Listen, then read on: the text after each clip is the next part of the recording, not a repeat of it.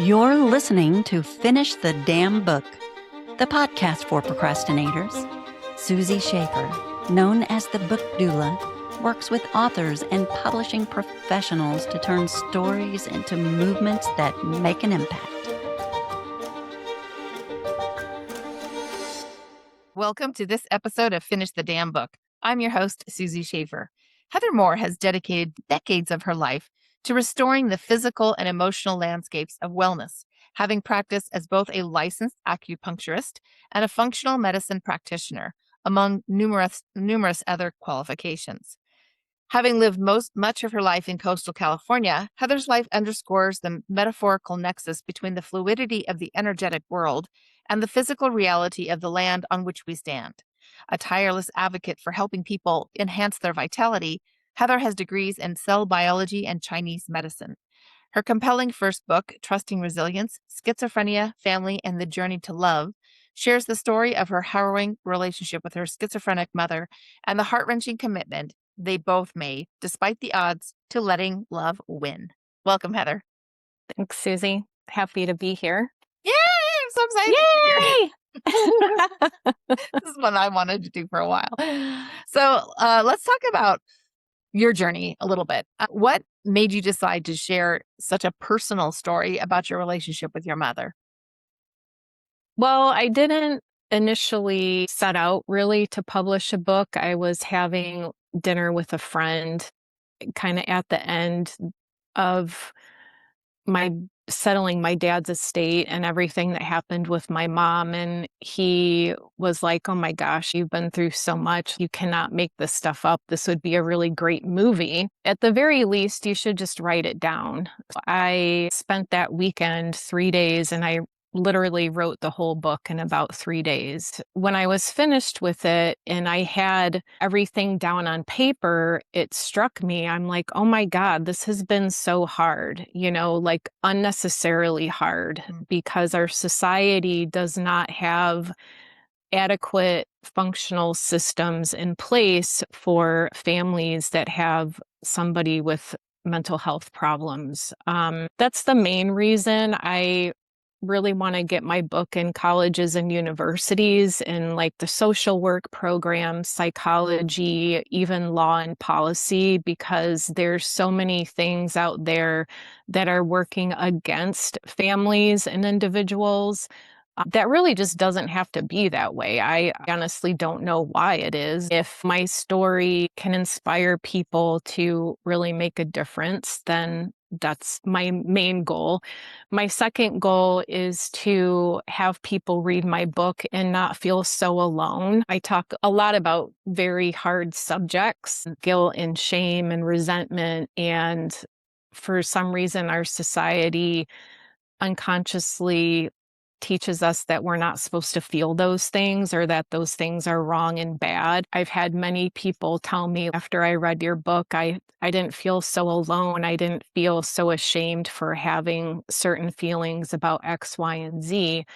And gosh, how healing is that? Even in my own life, my greatest healing has come from moments when I'm really deeply witnessed by a friend, like someone who's totally present with you and can sit with you in that space and you're just being witnessed. I hope that my book will do that for people. That's amazing. I think you're already doing that. You published a few months ago, but honestly, I think based on the comments and the reviews and things like that, I think that you're making a difference. That's really cool. Yeah, thanks. What was the most challenging aspect of writing and publishing your book? Well, writing was the easy part, like I said. The publishing piece, a couple different things. It took me a while to figure out if I wanted to self-publish or go down the traditional publishing route. I wrote this book 10 years ago, so it's been 10 years trying to figure things out, and I decided to self-publish. Mainly because I want to own the rights to everything. This is a very personal story. I don't want people taking it and making it something that it isn't. And then the second piece is finding editors and publishers and just people that I needed to bring this book into the world who I felt really saw me and really understood my vision. I talked to dozens of editors and different people, and I felt like I was just a number to them. I was just a client. And maybe if I was publishing a business book or something, I wouldn't care. But a memoir is something, it's in a whole other category. I wanted to make sure that the right people with the right energy were working on it. I think that's a very good point to make. It's especially important that you connect with your editor because you really are delving into some very challenging topics, and you have to be able to have that connection with that person and have them understand the feelings of what it was like to go through those experiences and convey those in such a way. And a lot of times when we're healing from trauma, we have blocks against that, against Mhm. the words to use or how to convey something and how to do the show versus tell, right? And really make it so that the reader will understand and feel emotionally connected to your story. And that's where a great editor comes into play. Yeah, and Susan was awesome. Susan Crossman is my editor, and she's in Canada. I was introduced to her by an acquaintance. I started working with Susan, and then come to find out she's one of the best editors in Canada. I feel very blessed that I was in the right place at the right time to find out about her. Yeah, I've done multiple projects with Susan, and I've actually have been an affiliate for some of the workshops and things that she has going on. She's highly rated, and so if anyone's listening to this and needs an editor, please check out Susan Crossman because she's amazing. I think finding the right editor is probably one of the critical pieces. And now that you've finished your book, how has your life changed? I can't say that my day to day has changed that much. It's more of my internal experience. So I did not feel ready. Like, I did not feel emotionally ready to publish my book at all. I kind of drug my feet on it for a few months. I have to just do this. There's a saying, like, you have to just leap and the floor will meet you. And that's exactly what I felt. There's so much healing that's happened since then, so much validation. So when the book was actually published, I didn't realize it at the time, but I was kind of stuck in this flight or freeze state around it, and I was kind of dissociated. That's just a survival mechanism that I've had to deal with most of my life.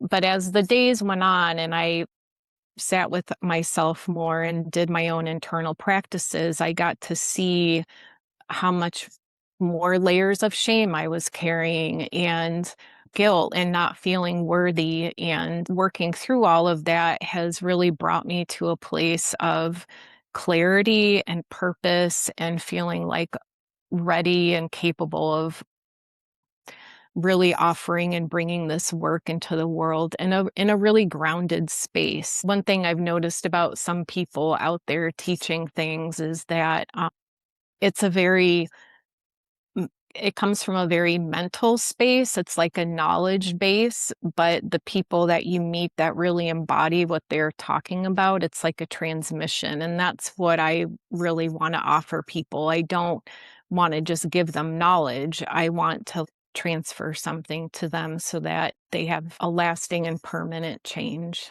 Yeah. And I think going back to what you said about publishing and choosing to self-publish, I think this was a really important aspect for you in a couple of ways. First of all, it going through that process yourself in publishing your own book, um, it really gave you a lot of the confidence that I think that you Mhm. needed to say, "Hey, yeah, this book is worthy."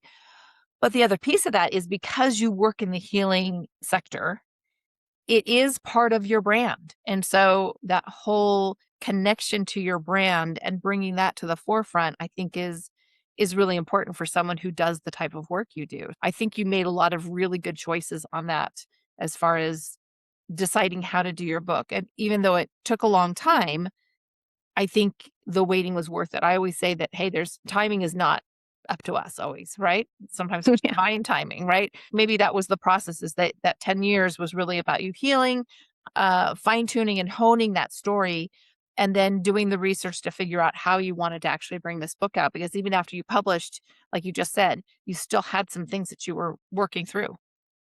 Yeah, and I do think it's a lifelong thing. I don't think that I will have ever arrived really or like perfected anything. Maybe that's for somebody else, but I don't think that's part of my story. And everything is an evolution, which is so cool. You get to keep participating in the mystery of life and having that beginner's mind, which is really cool. Yeah, I agree. I think that being able to look at things from a perspective of I'm always learning is always a good thing. Heather, can you talk a little bit more about the work you do and what types of clients you work with? Mhm. So I've been an acupuncturist for 25 years. That has included nutrition and yoga and breath work and all sorts of healing practices. I've taken all of that and also my own personal experience of what has worked for me and not worked for me and developed different coaching sessions. I have 60 to 90-minute one-on-one strategy session and then a 4-hour reset session. And those are geared more towards caregivers, either family caregivers or professional caregivers, people that are burnt out, and also people in recovery, and even people who are dealing with estate issues. I had a friend who was living in Germany and her father was in Minnesota and he was developing pretty severe dementia. She was sharing with me that there was no will, there was no estate, there wasn't even power of attorney. And I said to my friend, if you don't do anything right now, you are going to be completely screwed. And she was only in the States for a couple weeks before she had to go back to Germany. I outlined exactly what she needed to do. She went to Minnesota, she got a lawyer, she got power of attorney, took care of all her dad's stuff, and she avoided a major disaster because if she had not set that stuff up, she would have ended up in probate court spending thousands of dollars. So legal issues, family issues, caregiving. But with the caregiver aspect, it's really also about teaching them to slow down because these people are burnt out, they're overwhelmed, they're kind of on autopilot, they're stuck in fight or flight, they're just going from one fire to the next. The key is really giving them tools and seeing what they need to slow down and come back to themselves. Because when you're in that space, it's really hard to say, okay, I can let go. This was one of my biggest learnings. I felt like, well, if I relaxed for 5 minutes, then everything was going to come crashing down, right? We've all kind of been there. That's really not the case. So part of the process is learning to trust yourself, learning that you can set all those things aside and that the more you fill your own cup internally with your own presence and meeting your own needs, then you can come out in a much more energetic and clear space. And then over time, you do these practices and then whatever's happening around you doesn't affect you so much. But it does take a mindset shift because you're going from a place of like, if I don't hold on to all this stuff for life, it's going to come crashing down to shifting into your own trust. That's part of what resilience is about, is learning to trust your own inner capital self or your own inner resources. And I think that's such a good point.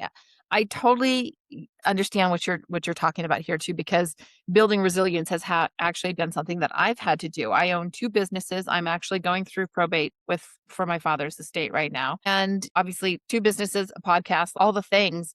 And it is really important to take that time for yourself. And in fact, tonight I'm going to restorative yoga. I did the push yoga today earlier, so I got my exercise in. But tonight, because I know that at least a couple times a week, I need to have that time where I just kind of I'm not looking at the clock. I'm not thinking about what has to happen next. I'm being present and in the moment. I'm relaxing my body. Like the somatic practice of being able to relax the body is really important. And especially when you're talking about people who are caregivers, I've been a caregiver myself. You do feel like you're constantly on Mhm. call. You're constantly Yep. waiting for the phone call. You're constantly waiting for the next shoe to drop. And that really taxes your nervous system. Understanding how to create that balance in your life where you do have downtime, because it does build the resiliency. And then you can do all the things and not get freaked out when you see a random charge come through on your bank account that you didn't know about or whatever. Those little things stop triggering you, and you can then look at that and go, okay, well, what do we need to do? It's more Yeah. solution-based versus panic and reaction-based. Yeah, you're responding instead of reacting. And when you can really shift into that, it is such a game changer for Mhm. just having a really great quality of life, because we're never not going to have challenges unless you go sit in the caves in the Himalayas or something. But if you're functioning in the United States, you are going to have problems. I think the more that we can really know ourselves, what works for us, what doesn't work for us, and even what our limitations are. I've had to really slow down and cut out a lot of stuff from my life so that I could move into the place that I am now. Yeah, because I also feel that when you're dealing with any kind of trauma or overwork or that burden, it really is coming back to people pleasing, because we're trying to do the right thing and to help everybody or be there for everybody. And that just isn't possible. It kind of forces you to, as you're building that resiliency, you're also really healing the people pleasing that we, especially for women, that we all kind of have in us. Yeah, for It sure. has a multi-layered effect for sure. Yep. Now, did you have any spiritual experiences when you were writing and publishing your book? Let me pause here for just a moment, because if you're listening and thinking, I've started something, or I know I meant to write a book, but I just can't seem to move it forward, you're not alone. That's where so many people get stuck, not in the idea, but in knowing what to do next. That's exactly why I created Finish the Book Publishing. I help people take what they've started or what's been sitting on their heart and move it all the way through to a finished, published book with clarity, structure, and the kind of support that keeps you moving. So if that's been on your mind, you can learn more at finishthebookpublishing.com. Not directly, but one thing I said previously, it took me about 10 years to figure this out, but I didn't get the momentum that I needed until I decided to move back to Michigan. It was a very unexpected decision, but I was living in Salt Lake City, Utah a couple years ago, and things happened in my life where I was going to have to move. I was looking at staying out west, but there was just this part of me that's, nope, you got to go back to Michigan. It was a little hard because I left when I was 20. It was 1996 at that point. I'm never moving back here. I've said that too about moving back to California. Here I am. Yeah. And I spent most of my life in California, and my identity, I'm a California girl through and through for sure. Moving back here was not something that I was super excited about, but I knew that I had to for some reason. And I was driving across the country, and on the freeway in Des Moines, Iowa, or thereabouts, I was getting this Kundalini experience. It was really amazing. And when I got to my aunt's house for the first 2 months, I cried and I cried and I cried, and I was writing, and it, like, the message that I kept getting is, this is your time. You're here because you need to do the somatic work. You need to heal your childhood. And that's what's been happening for the last 2 years. And not surprisingly, that's when my book really started. I was meeting the right people. I had the money to put into it. I mean, spiritual in the sense that I feel like I was getting in the alignment. And that's the other thing too. It's like we can have dreams and we want to do things, but if cellularly or soulfully we're not in alignment with that, it's never going to happen. And making sure that you're open. Are you in the right place? Are you in the right relationship? Are you in the right community? And sometimes you're not. Paying attention to where you're being moved to be so that it can happen. Yeah. And sometimes those physical moves really help you, because what happens is it kind of breaks you open, right? It kind of breaks you open. It says, okay, here's all the stuff that you need to work on. And you're thinking, oh my gosh, that's a lot, Yeah. But then that's really when the healing starts. And then suddenly you're in alignment, and things like people and resources and things like that start just showing up in your life. And then you realize, oh, this is how we manifest. We have to work on the stuff, the shadow stuff, right? Yeah. And let it just crack us open. And then we can start the healing process. And then we can go back and look at stuff in our past and say, oh gosh, that was ick. Why was that so ick for me? And work on it. And that, honestly, those are the things that great books are made of, is all the hard stuff. It's not about, ooh, look at me. We see a lot of this on social media. Everybody shows up with their bright, smiley faces and they've got no problems and everything's perfect. And I'm like, that's so unrealistic, because it's very superficial, right? And the real people will go ahead and do things like write a book or get on a podcast or share their life and let themselves be seen and heard, because that's what helps that healing process and then getting into alignment. It's like this big cycle that goes on. It's fascinating. Yeah. Yeah. And it's super messy, like we've been programmed to think that life works in this linear way, Yeah. A, B, C, D, E, F, G. And that's just, gosh, not for me. It's been like the complete opposite. Like, yeah, just all over the place. I forget whose book it is that has the scribble on the front cover. And I have it actually in my bookshelf. I'm drawing a blank right now. But anyway, yeah, it's like people think, oh yeah, it's perfect. And you might have some ups and downs and whatever. I'm like, no, it's the scribble. It looks like a ball of yarn that a cat had at it. And yet you're like, okay, I got to unravel this somehow.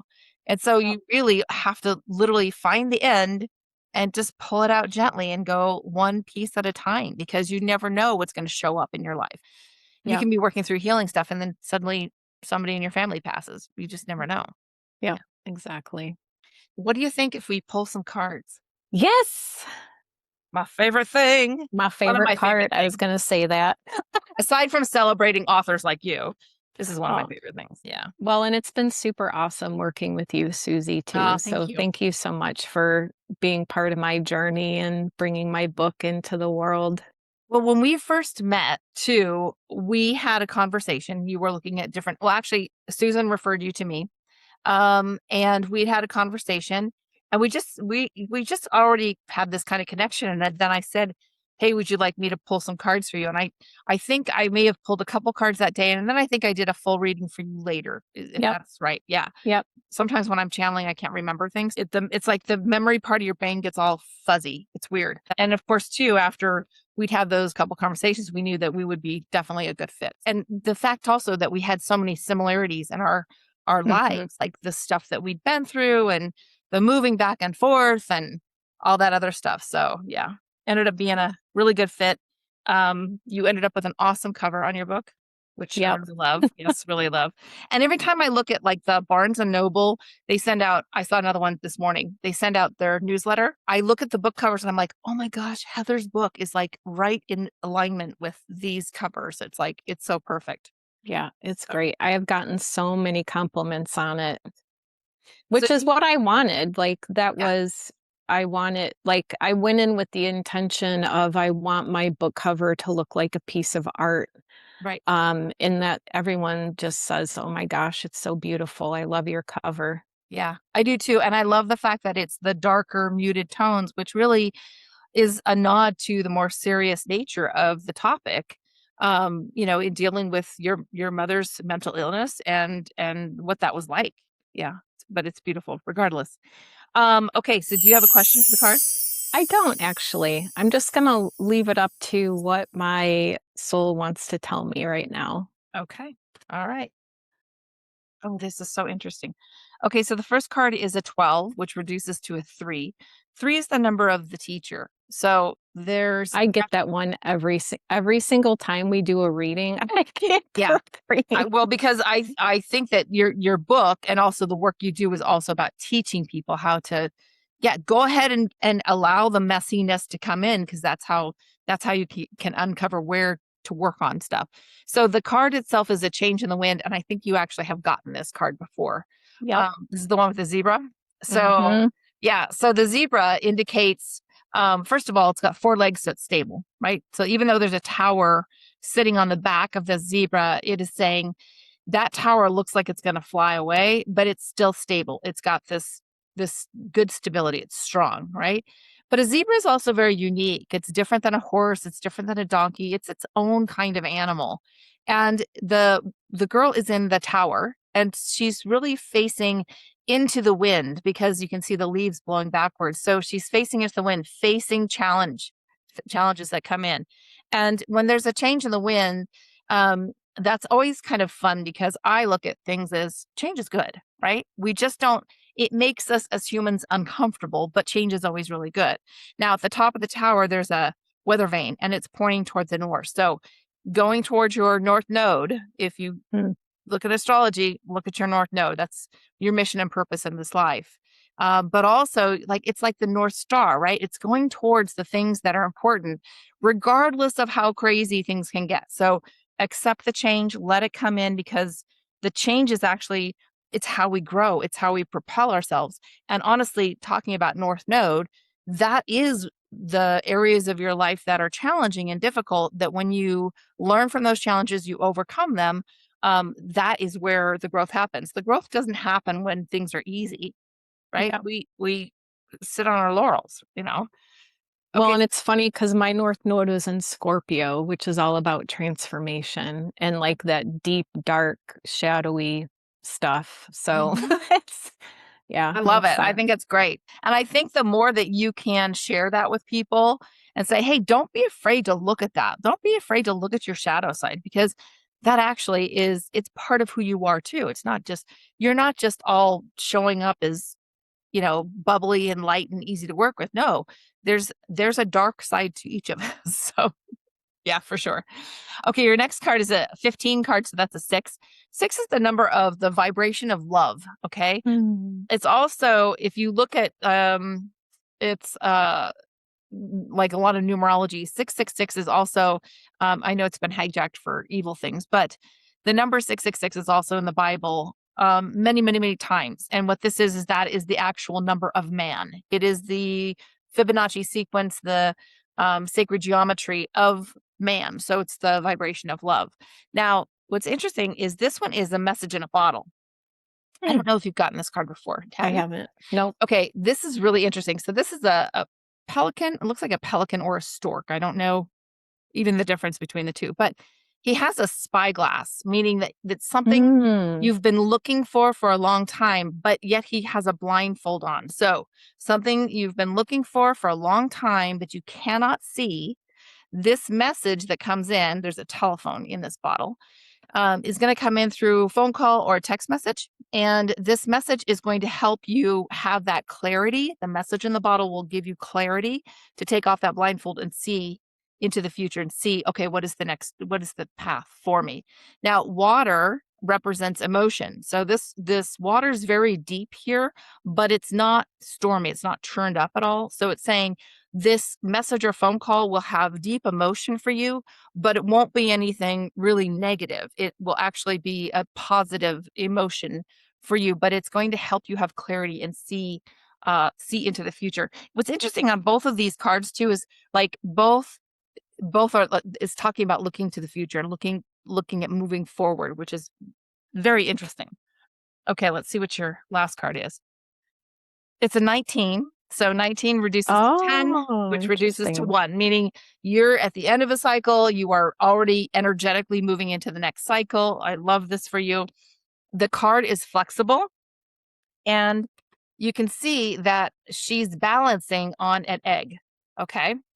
So this just means eggs represent fertility, creativity, birth of new ideas, all those things. So there's something that's coming your way, and it's saying that you need to remain flexible. You may have a certain idea in your head and something that you've been wanting with that pelican with the spyglass.